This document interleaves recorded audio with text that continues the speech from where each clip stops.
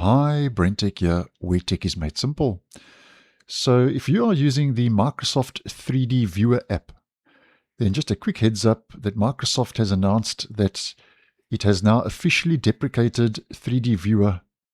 So just a quick heads up if you are using the app. I've never used it, but if you are, just to keep you guys posted. Now Microsoft has this officially to say over on its Microsoft Docs website.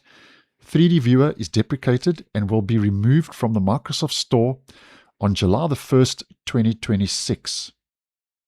So although it has been deprecated, if we head over to the Microsoft Store, 3D Viewer is still available to download from the Microsoft Store.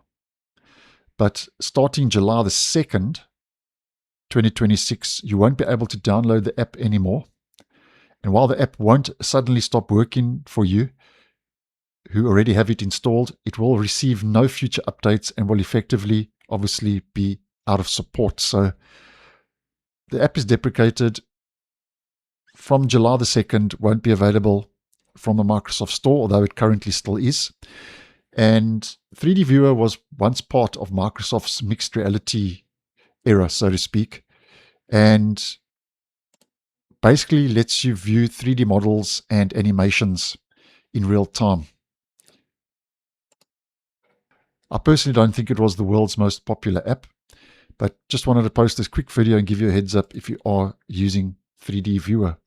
Now, in case you're unaware, Microsoft officially shut down Windows Mixed Reality in 2023, and another app that was kind of part of that era was Paint 3D, which Microsoft deprecated in 2024, which I posted on.